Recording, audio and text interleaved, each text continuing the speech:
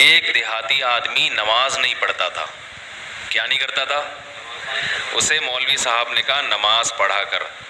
اس نے کہا کہ اگر میں نماز پڑھوں گا نا تو میری گائے بھینسوں کی رکھوالی کون کرے گا؟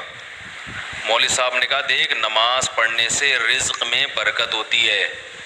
تو نماز جب پڑھے گا تو تیری بھینسیں اور زیادہ دودھ دیں گی کیونکہ اللہ کی عبادت سے برکت ہوگی.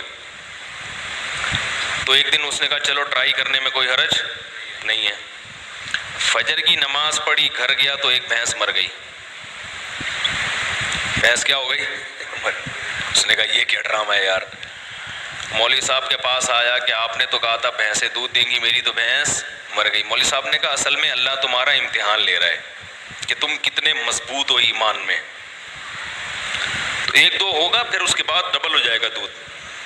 اس نے کہا چلو ٹھیک ہے. ظہر میں آیا, گیا, دوسری مر گئی. پھر امام صاحب کے پاس آیا. امام صاحب نے کہا ابھی امتحان کی کچھ کڑیاں کیا ہیں, سخت کڑیاں ہیں اور یہ ابھی کچھ گھڑیاں باقی ہیں امتحان کی. پھر آ گیا, عصر پڑھنے گیا تو ایک اور بھینس مر گئی. تو ایک کٹا ہوتا ہے نا بھینس کے چھوٹے چھوٹے بچے, وہ بہت شور مچا رہا تھا. تو یہ اس کو کہتا ہے زیادہ شور نہیں مچا, تو خالی 2 نفل کی مار ہے. تو کیا ہے, یعنی تیرے پیرنٹس کو مارنے کے لیے نا 4 فرض پڑھنے پڑے ہیں.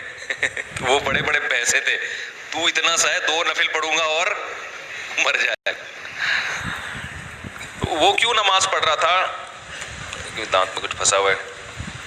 اس کے ذہن میں یہ بات بیٹھ گئی تھی کہ بھائی عبادت کرنے سے رزق میں برکت ہوگی.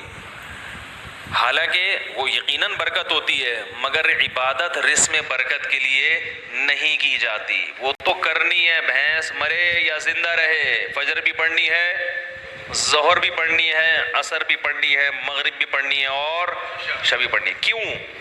اس لیے نہیں کہ رزق میں برکت ہو. ہم نماز اس لیے تھوڑی پڑھتے ہیں, اس لیے کہ جو کھلا رہا ہے پالیسی بھی اسی کی چلے گی. وہ جب کھلا رہا ہے اور نعمتیں دے رہا ہے تو جب عبادت کے لیے بلائے گا ہمیں اور آپ کو جانا پڑے گا, چاہے ہمارا فائدہ ہو یا ہمارا نقصان.